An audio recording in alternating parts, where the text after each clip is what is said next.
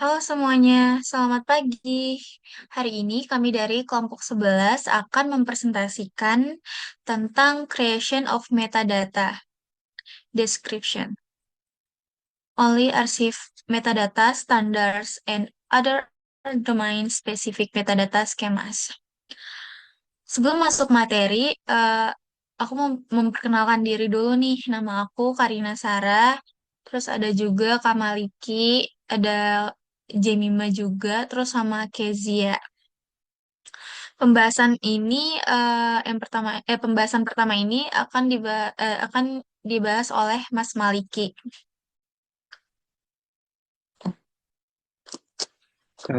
Ya, saya Maliki akan membahas terkait skema metadata arsip ya.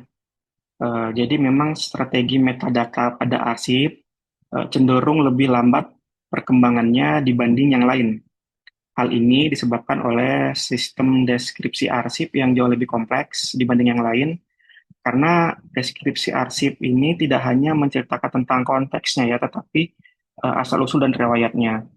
Nah, namun dalam 30 tahun terakhir, metadata arsip mengalami perkembangan yang pesat karena munculnya standarisasi global, lalu format pendeskripsian yang secara digital, dan juga konsep interoperabilitas. Ada tiga standar metadata arsip yang akan dibahas, yaitu General International Standard Archival Description atau ISAG. Yang kedua ada Describing Archive Content Standard atau DAX, dan Encoded Archival Description atau EAD. Lanjut, yang pertama dibahas, lanjut, yaitu General International Standard Archival Description atau ISAG. Definisinya yaitu seperangkat aturan umum yang mengatur informasi apa saja yang penting untuk dideskripsikan pada arsip di berbagai tingkatan, mulai dari fonts, seri, file, item, dalam sebuah struktur hierarki deskripsi. Jadi ISAG ini mengatur elemen apa saja yang harus ada pada deskripsi suatu arsip.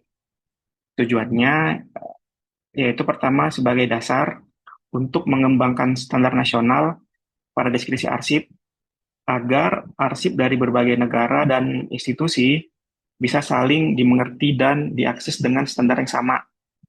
Yang kedua yaitu memfasilitasi pembuatan deskripsi arsip yang mengidentifikasi dan menjelaskan konteks dan isi materi arsip untuk meningkatkan aksesibilitasnya. Nah, ISAT-J ini didasarkan pada beberapa prinsip, yaitu yang pertama, deskripsinya itu berawal dari hal umum ke hal khusus. Yang kedua, informasinya harus relevan dengan tingkat deskripsi. Lalu yang ketiga, deskripsi harus terhubung antar tingkat. Yang keempat, informasi tidak boleh diulang di tingkat deskripsinya. Jadi misalnya eh, yang sudah dideskripsikan di font itu atau seri tidak boleh berulang di yang di bawahnya ke file atau item. Lalu yang kelima, struktur hierarkinya itu harus konsisten. Jadi ISAG ini benar-benar pendeskripsiannya sangat hierarkis dan menitik beratkan pada keterhubungan antar tingkat arsip. Hal ini untuk menjaga konteks dan asal-usul arsip yang dideskripsikan. Lanjut. Nah, Saji itu dipakai di katalog arsip dan finding aids di seluruh dunia karena memiliki kemampuan untuk melacak arsip dari konteks terbesar seperti lembaga atau pencipta arsipnya sampai dengan dokumen terkecil dengan deskripsi yang konsisten. Nah, ini bisa dilihat model tingkatan susunan pendeskripsian arsip pada ISAG. Terdapat fonts, subfonts, series, file, subseries, dan yang paling bawah itu item. Nah, untuk tingkat tertingginya yaitu fonts, ini merupakan keseluruhan arsip dari satu pencipta atau eh, satu lembaga ya selama masa kerjanya. Misalnya contohnya font arsip Kementerian Pendidikan Dasar dan Menengah RI tahun 1950 sampai 2024. Nah, lalu di bawah fonts itu ada subfonts. Ini tingkatan arsip apabila sebuah lembaga memiliki unit kerja di bawahnya. Misal tadi Kementerian Pendidikan Dasar dan Menengah memiliki unit kerja, Direktorat Standar Kurikulum dan Asesmen Pendidikan. Nah, jadi subfont ini berisi arsip-arsip mengenai direktorat itu saja. Sifatnya opsional ya, apabila penciptanya secara kelembagaan berdiri tunggal, maka subfont ini tidak ada. Lalu di bawah subfonts itu ada series. Series ini sekelompok dokumen dengan fungsi atau bentuk yang sama dihasilkan dari satu aktivitas. Misalnya series arsip kurikulum pendidikan dasar dan menengah gitu, dari Direktorat Standar Kurikulum. Jadi di bawah series ada subseries. Subseries ini digambarkan apabila pada series masih terdapat banyak turunan kelompok arsip lagi. Misalnya subarsip series putusan Direktur Jenderal gitu terkait kurikulum pendidikan dari yang tadi di atas seriesnya arsip kurikulum pendidikan dasar dan menengah. Lalu di bawah subseries itu ada file. File ini mengacu pada dokumen yang terkait dengan urusan tertentu. Misalnya SK nomor 23 gitu ya tentang keputusan terkait dengan kurikulum Merdeka Belajar. Nah, itu file ini merupakan dokumen yang ada pada subseries dan juga series. Nah, di bawah file itu ada item. Item ini unit deskripsi terkecilnya, misalnya satu lembar dokumen pada SK tentang kurikulum yang ada di file. Jadi misalnya satu file itu terdiri dari 30 lembar, maka lembar-lembaran itu merupakan item. Nah, jadi seperti itu susunan tingkatan pendeskripsian arsip ya. Jadi masing-masingnya itu dideskripsikan sesuai dengan ketentuannya. Jadi untuk informasi yang sudah dideskripsikan di font, subfont, series itu bisa jadi di bawahnya tidak dideskripsikan secara berulang apabila memang sifatnya informasi yang general gitu. Next, terdapat 7 elemen deskripsi yang terdiri atas 26 unsur dari set J, yaitu ada identity statement area, context area, content and structure area, conditions of access and use area, elite material area, notes area, dan juga description control area. Nah, yang pertama, identity statement area ini menjelaskan itu tuh arsipnya apa, lalu tingkatan arsipnya apa, lalu kapan dibuatnya, yang intinya menggambarkan identitas fisik dan informasinya. Yang kedua, konteks area itu menjabarkan bagaimana arsip ini diciptakan, seperti ada siapa kreatornya, kemudian sejarahnya gimana. Yang ketiga, content and structure area itu menjelaskan isi, scope and content ruang lingkup, dan juga bagaimana arsip ini disusun.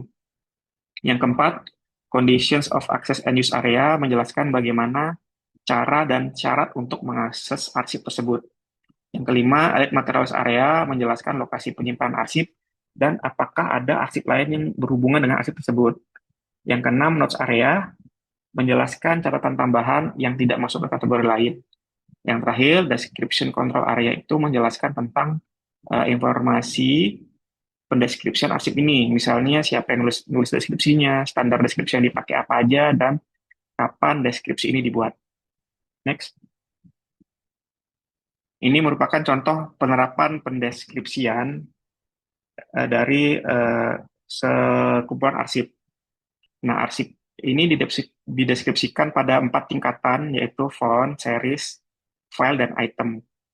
Hal pertama yang perlu diperhatikan adalah bagaimana antar tingkatan arsip dapat saling terhubung melalui reference code-nya. Jadi, kalau teman-teman melihat, tiap tingkatan akan menambahkan nomor atau kode pada unsur reference code. Itu yang menghubungkan ya antar tingkatan arsip. Nah, lalu tiap level informasinya juga semakin spesifik dari mulai font, series, file, dan item.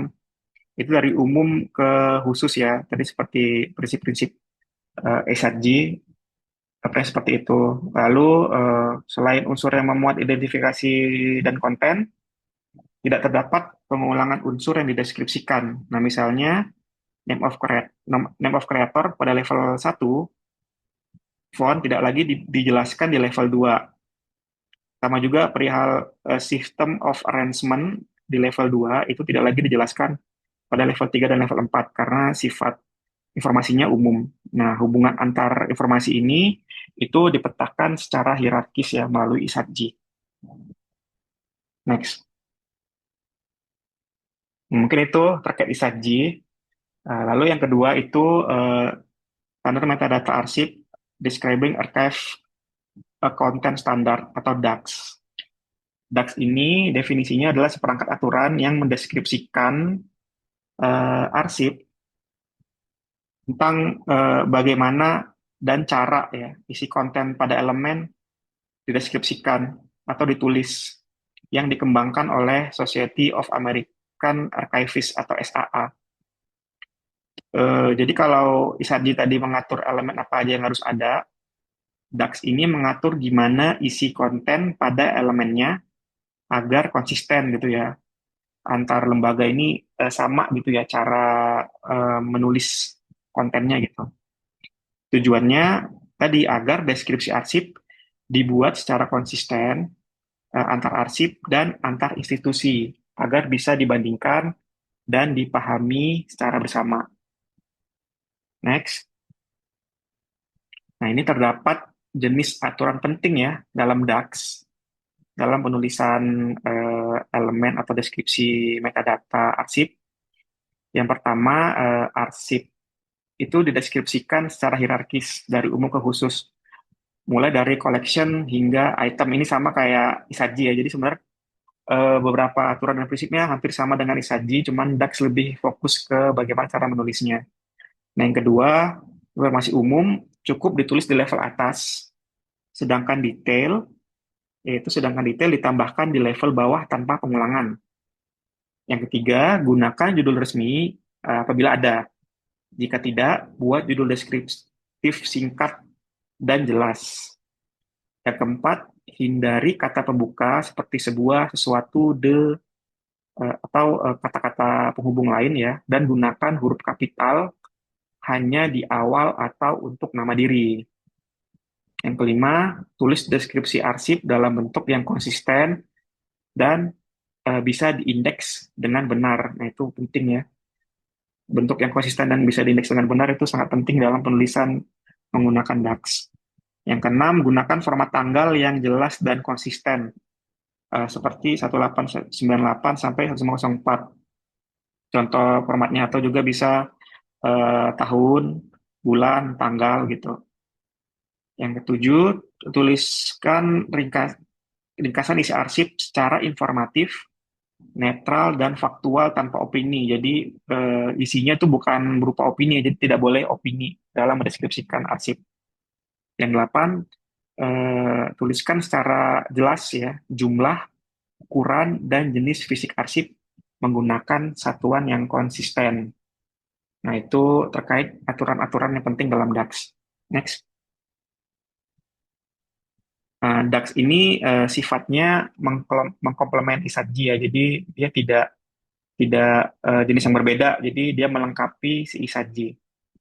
Nah, metadata arsip ini pada DAX itu terdapat 25 unsur ya penyusunnya yang diatur nilai minimum, optimal, dan nilai tambah. Nah, seperti teman-teman lihat itu di samping unsur itu ada required if not, optimum, edit value. Nah, itu ada keterangannya ya. Jadi misalnya nilai minimumnya itu berupa unsur wajib yang harus dideskripsikan. Nah, itu yang di sebelah kanannya itu tulisannya required. Misalnya ada reference code, name and location of repository, title, date, extent. Nah, itu yang harus ditulis gitu. Sama untuk mendeskripsikan sebuah arsip, itu harus ditulis, itu masuknya ke unsur yang wajib. Lalu ada nilai optimal berupa unsur yang dapat melengkapi unsur wajib. Itu yang optimum. Di sebelah kanan itu ada optimum. Nah, itu contohnya ada administratif or bibliographical history dan lain sebagainya ya. Dan yang terakhir itu nilai tambahan atau di situ tulisannya ada edit value berupa unsur tambahan agar si nilai pendeskripsian arsipnya itu meningkat. atau lengkap. Misalnya menuliskan description control ya, lalu ada notes element, physical access, technical access, dan lain-lain yang di sebelah kanannya itu ada edit value. Jadi DAX ini sekali lagi sifatnya mengkomplement ISATG, jadi tidak tidak saling istilahnya saling berhadapan gitu ya perbandingannya. Next, metadata arsip yang terakhir yang dijelaskan yaitu Encoded Archival Description atau EAD. Nah, EAD ini merupakan format XML internasional untuk mendeskripsikan arsip secara hierarkis, fleksibel, dan dapat dihubungkan lintas sistem. EAD ini juga sifatnya mengkomplement ISATG dan DAX agar dapat dipahami oleh komputer. Nah, itu tujuannya yang pertama, satu agar informasi arsip dari berbagai lembaga dapat ditulis, dibaca, dan dipertukarkan secara konsisten dalam format XML. Yang kedua, tujuannya merupakan salah satu upaya ya struktur hierarkis arsip agar bisa ditampilkan di katalog daring dan terhubung dengan standar metadata lain seperti SATG, DAX, dan MARC. Nah, EID ini didasarkan pada beberapa prinsip.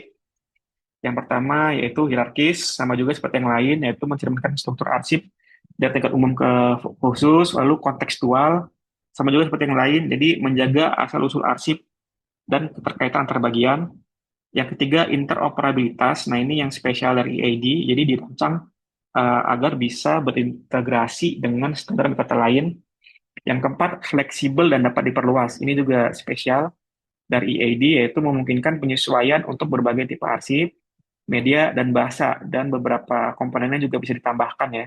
Misalnya tidak didukung oleh ISATI dan DAX, EID itu bisa mengakomodir itu. Lalu yang terakhir, machine readable, yaitu menggunakan format XML agar deskripsi arsip bisa diproses, ditelusuri, dan dibagikan oleh sistem digital. Next. Nah, contoh penerapan EAD yang menggunakan standar ISATG dapat dilihat pada codingan sederhana berikut ya. Jadi setiap elemen ISATG itu diterjemahkan ke elemen tag dalam EAD.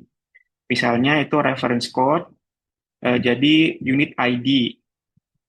Kalau bisa teman-teman lihat, perhatikan ya, yang ANRI F0201 itu merupakan reference code, itu jadi unit ID. Kemudian title jadi unit title, dates jadi unit date, dan lain sebagainya. Jadi cara nulisnya menggunakan tag XML yang berjenjang dan mengikuti hierarki pada ISATG. Nah, setelah file XML-nya sudah sesuai dengan skema, file XML tersebut nanti akan dimuat ke sistem arsip digital supaya bisa ditelusuri oleh pengguna.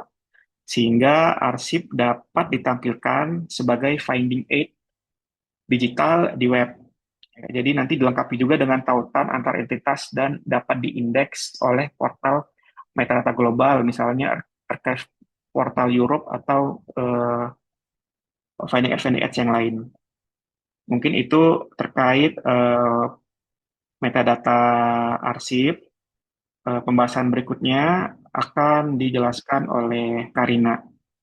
Ada Karina, saya persilakan.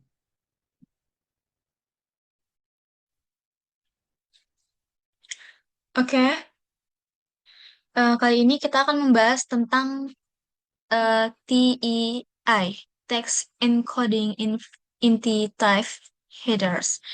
Oke, T ini adalah standar untuk encoding teks literatur dan akademis dalam format XML.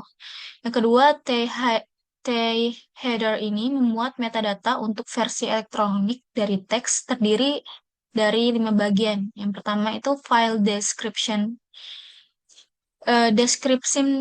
deskripsi bibliografis teks elektronik yang mencakup informasi seperti statement edisi dan publikasi. Yang kedua itu encoding description, yaitu menjelaskan hubungan antara teks elektronik dan sumbernya termasuk keputusan editorial. Yang ketiga, text profile menyediakan informasi non-bibliografis tentang teks, termasuk informasi bahasa dan terminologi. Yang keempat, container element menyimpan metadata non-TEI yang dihasilkan oleh proyek. Yang terakhir yaitu revision history, mencatat perubahan yang telah dilakukan pada versi elektronik. Next, kita akan masuk ke cataloging cultural object, yaitu CCO.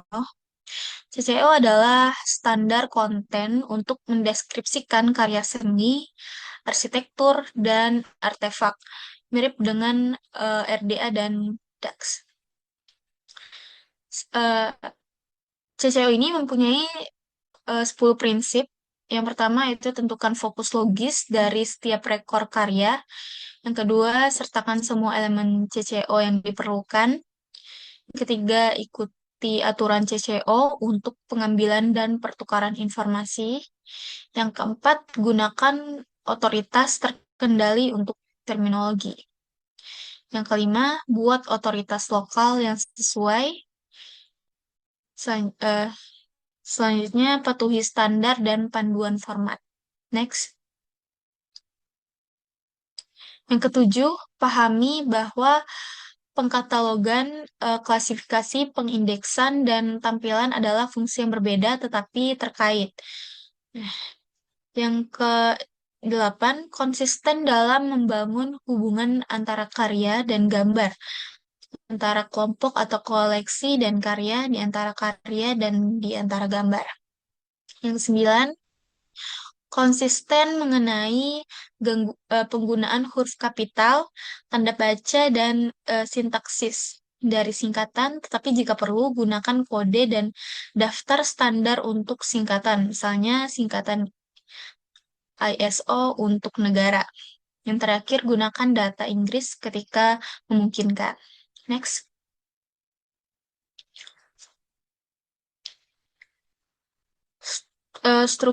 Struktur CCO ini dibagi menjadi tiga bagian, termasuk panduan umum dan elemen spesifik. Penamaan seperti objek, informasi pencipta, dan informasi geografis, serta kronologis. Fokus pentingnya yaitu T dan CCO fokus pada standarisasi metadata untuk meningkatkan aksesibilitas dan pertukaran informasi dalam konteks literatur dan objek budaya. Next. Pembahasan selanjutnya akan dibahas oleh Jemima. Saya akan melanjutkan pada bagian VRA atau Visual Resources Association Core. VRA Core adalah elemen set untuk mendeskripsikan karya budaya serta gambar yang mendokumentasikannya. Ini di versi 4.0 dari VRA Core ini dirilis pada tahun 2007 dan terakhir diperbarui pada tahun 2014. Dokumentasi utama dari VRA Core ini adalah pengantar, outline elemen, deskripsi elemen, dan contoh tagging yang tersedia juga dalam bahasa Italia dan Yunani.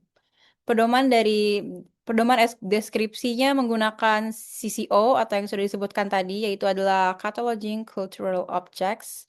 Elemen-elemen dilengkapi definisi, atribut, subelemen, rekomendasi, controlled penggunaan vocabularies, ke keter keterulangan serta pemetaan dalam pemetaan dalam standar lain seperti CDWA, CCO, dan DC. Skema XML dari VRA Core 4.0 juga dikembangkan seperti contoh encoding yang diberikan. Lalu ada 19 kategori dasar elemen dari VRA Core, yaitu yang pertama adalah work collection atau image, ya ini adalah identifikasi rekaman. Lalu ada agent, ya ini adalah pencipta. Lalu ada cultural context, yaitu asal-usul budaya. Selanjutnya ada date, yaitu tanggal. Ada deskripsi atau catatan bebas. Ada inscription atau tanda teks pada objek. Ada location atau lokasi geografis spesifik. Ada material, yaitu adalah bahan penyusun karya. Ada measurement, yaitu adalah ukuran. Lalu ada relation, hubungan karya atau gambar lain. Selanjutnya ada rights atau hak cipta, lalu ada source, yaitu adalah sumber informasi, ada state edition atau edisi impresi karya, lalu ada style period, periode gerak atau gerakan sejarah, lalu ada subject atau gambaran yang ditampilkan, lalu ada teknik, yaitu adalah proses pembuatan, lalu ada text ref, yaitu identifikasi dari referensi teks, lalu ada title atau judul, yang terakhir ada work type atau jenis karya atau koleksi. CDWA atau Categories for the Description of Works of Art.